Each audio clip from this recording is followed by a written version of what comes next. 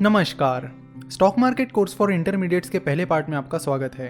तो इस कोर्स में हम बात करने वाले हैं अलग अलग सक्सेसफुल इन्वेस्टर्स के इन्वेस्टमेंट स्ट्रेटेजीज के बारे में कि कैसे वो इन्वेस्ट करते हैं, कौन से क्राइटेरियाज है जिन्हें वो देखते हैं और उसके बेसिस पर इन्वेस्ट करते हैं। जो भी इन्वेस्टर होते हैं उनकी अलग अलग स्ट्रेटेजीज होती है जो उन्हें सूट करती है। तो हम शुरुआत करेंगे एक बहुत ही successful investor mister Joel Greenblatt से और हम बात करेंगे उनके मैजिक फॉर्मूला के बारे में। अपनी एक स्ट्रेटेजी को उन्होंने नाम दिया है मैजिक फॉर्मूला, जो कि इन्वेस्टमेंट वर्ल्ड में काफी ज्यादा पॉपुलर है। चलो तो देखते हैं कि मिस्टर जोएल ग्रीनब्लैट का मैजिक फॉर्मूला क्या है और किस बेसिस पर वो अपनी इन्वेस्टमेंट करते थे। अगर मिस्टर जोएल ग्रीनब्लैट की बात की जाए तो वो एक वैल्यू इन्वेस्टर और हेज फंड मैनेजर थे। उन्होंने इन्वेस्टिंग पर कई सारी बुक्स भी लिखे हैं, जैसे कि the little book that still beats the market. 1985 में उन्होंने गोथम कैपिटल, जो कि उनका हेज फंड है, उसे शुरू किया और अगले 20 सालों में उन्होंने सालाना 37% का रिटर्न दिया है, जो कि अपने आप में एक बहुत बड़ी बात है। और सालाना 37% रिटर्न बहुत ही ज्यादा अच्छा रिटर्न है। और ये रिटर्न उन्होंने 1-2 सालों के लिए नहीं बल्कि कंसिस्टेंटली दिया है, यानी 20 सालों के लिए दिया है। मैजिक फॉर्मूला में अच्छी कंपनीज को ढूंढा जाता है जो सस्ते वैल्यूएशन पर अवेलेबल हो, यानी अच्छी कंपनीज और सस्ता वैल्यूएशन, ये दोनों चीजें मैजिक फॉर्मूला में देखी जाती है। मैजिक फॉर्मूला की टोटल 6 स्टेप्स है। चलो तो इन्हें स्टेप वाइज समझ लेते हैं। पहली स्टेप ये है कि आपको मैजिक फॉर्मूला उन्हीं कंपनीज पर अप्लाई करना है जिनका मार्केट कैपिटलाइजेशन 5 से 10,000 करोड़ के ऊपर है। आप बहुत ही छोटी कंपनीज पर मैजिक फॉर्मूला अप्लाई नहीं कर सकते। तो मैजिक फॉर्मूला अप्लाई करते वक्त मैजिक फॉर्मूला का ये पहला क्राइटेरिया हमेशा अपने दिमाग में रखें। जैसे कि हमने पहले ही बात की थी कि ये कोर्स बिगिनर्स के लिए नहीं है। सो अगर आपको मार्केट कैपिटलाइजेशन क्या होता है ये पता नहीं है तो पहले आप मार्केट कैपिटलाइजेशन का वीडियो देख लीजिए।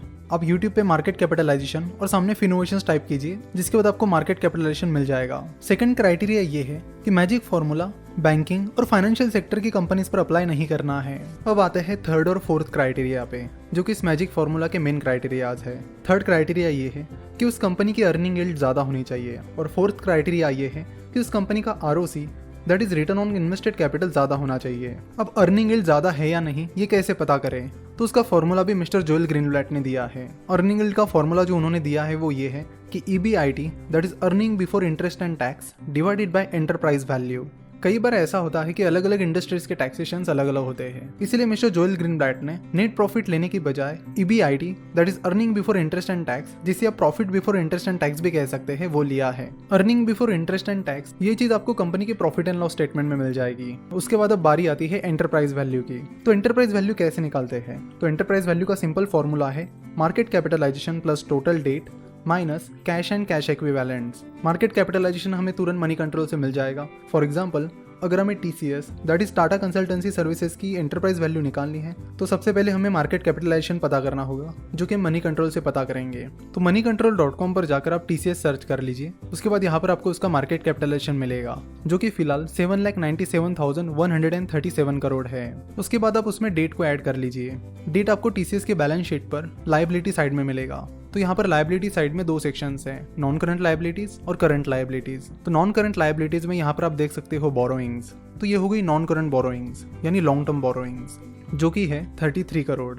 और उसके बाद करंट लायबिलिटीज में आके बोरोइंग्स चेक कीजिए। तो करंट बोरोइंग्स मतलब शॉर्ट टर्म बोरोइंग्स, जो कि नील है। तो यहाँ पर TCS का डेट आएगा 33 करोड़। उसके बाद इस फॉर्मूला में आता है कैश एंड कैश इक्विवेलेंट्स। तो कैश एंड कैश इक्विवेलेंट्स भी आपको बैलेंस शीट में मिलेगा। तो एसेट साइड में करंट एसेट में आप देख सकते हो यहाँ पर आपको कैश एंड कैश इक्विवेलेंट्स मिलेगा, जो कि 3,327 करोड़ है। तो TCS की एंटरप्राइज वैल्यू निकल कर आएगी market capitalisation that is 7,97,137 crore plus debt that is 33 crore minus cash and cash equivalents that is 3,327 crore. तो TCS की एंटरप्राइज वैल्यू निकल कर आई है 7,93,843 करोड़।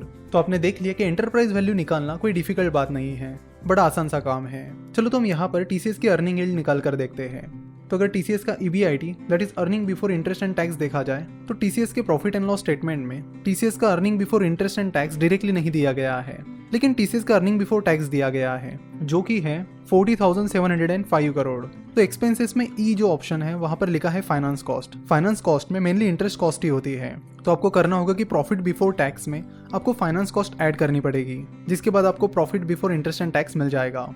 सो let's do that. So TCS का प्रॉफिट बिफोर टैक्स है 40,705 करोड़ प्लस फाइनेंस कॉस्ट है 170 करोड़। तो टोटल निकल कर आती है 40,875 करोड़, जो कि TCS का earning before interest and tax है। अगर आप कंफ्यूज हो गए हो तो आपको बता दूं, अर्निंग और प्रॉफिट दोनों का मतलब एक ही होता है। सो टीसीएस का EBIT आया है 40,875 करोड़ डिवाइडेड बाय टीसीएस का enterprise value that is 7,93,843 crore multiplied by 100, जो कि निकल कर आता है 5.14%। इसी तरह आपको कई सारी कंपनीज की अर्निंग यील्ड निकालनी होगी और जिन कंपनीज की अर्निंग यील्ड ज्यादा है उन्हें आपको ऊपर रखना होगा। अर्निंग यील्ड के बाद अब 4th स्टेप आती है high ROC that is return on invested capital. तो रिटर्न ऑन इन्वेस्टेड कैपिटल का फॉर्मूला है EBIT that is earning before interest and tax divided by capital employed. अब EBIT कैसे ढूंढना है ये तो हमें पता है, तो अब हम बात करेंगे कि कैपिटल एम्प्लॉयड कैसे पता करें। तो कैपिटल एम्प्लॉयड का फॉर्मूला है non current assets plus current assets minus current liabilities, और ये सारी चीजें आपको कंपनी की बैलेंस शीट में दिखेगी। तो यहाँ पर टीसीएस की बैलेंस शीट आप देख रहे हो, तो बैलेंस शीट में एसेट साइड में आपको दिखेंगे टीसीएस के नॉन करंट एसेट्स। तो टीसीएस के टोटल नॉन करंट एसेट्स है 20,468 करोड़ और टीसीएस के टोटल करंट एसेट्स है 79,032 करोड़। उसके बाद हम देखेंगे टीसीएस की करंट लायबिलिटीज जो कि है 18,896 करोड़। तो टीसीएस का जो कैपिटल एम्प्लॉयड है वो है 80,604 करोड़।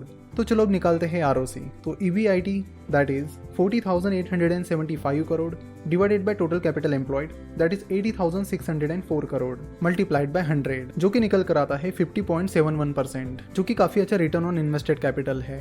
तो इसी तरह आपको बाकी कंपनीज का भी ROC निकालना है और जिन कंपनीज का रिटर्न ऑन इन्वेस्टेड कैपिटल ज्यादा है उनको आपको ऊपर रखना है, और फिर वो कंपनीज जिनकी अर्निंग यील्ड और रिटर्न ऑन इन्वेस्टेड कैपिटल दोनों काफी ज्यादा है, ऐसी 20-25 कंपनीज में आपको इन्वेस्ट करना है। मिस्टर जोएल ग्रीनब्लैट कहते हैं कि 20-25 कंपनीज इसलिए क्योंकि आपका रिस्क डाइवर्सिफाइड हो जाए। तो इस तरह आपको मैजिक फॉर्मूला अप्लाई करना है। मैजिक फॉर्मूला के और भी 2 क्राइटेरियाज हैं जिन्हें हम नेक्स्ट पार्ट में कवर करेंगे। आशा करता हूँ कि आपको मैजिक फॉर्मूला के जो 2 मेन स्टेप्स हैं दैट इज अर्निंग यील्ड और ROC अच्छे से समझ में आए होंगे। ये लेक्चर देखने के लिए और हमारे साथ जुड़े रहने के लिए आपका बहुत बहुत धन्यवाद।